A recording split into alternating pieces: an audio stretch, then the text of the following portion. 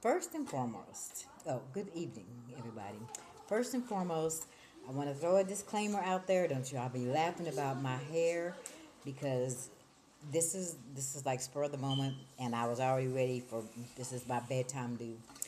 But um, some inspiration caught me. I have no idea where I'm going, but wherever it is that we end up at today, it'll be beneficial. Now, so I was sitting here, right? And I'm going through my phone, and I don't know how in the world I got there, but I ended up in Facebook on, I do know. It was a meme that had a fossilized body. It was just the skeletons and the remains, and it was fossilized in the dirt. But it was it was talking about people that didn't pay their child support, waiting on them. So that picture turned into, and you scroll through Pinterest and that kind of thing.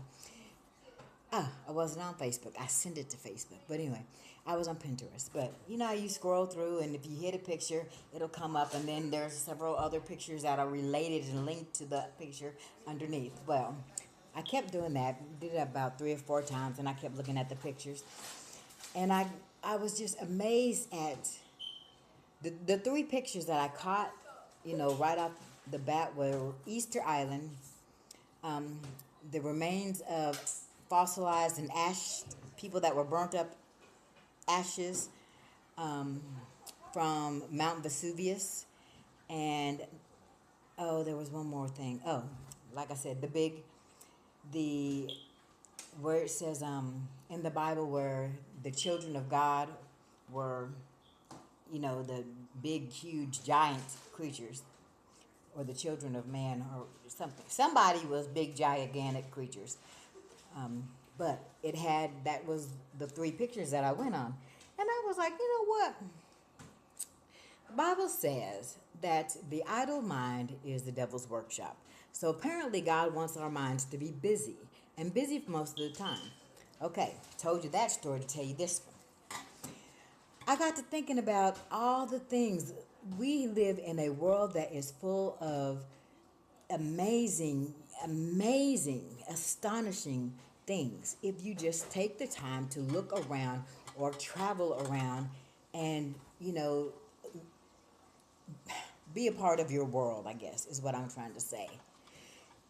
And the more that I was looking at these pictures, I mean, there are just things that are beyond explanation, honestly, that are just wonderful and astounding and breathtaking.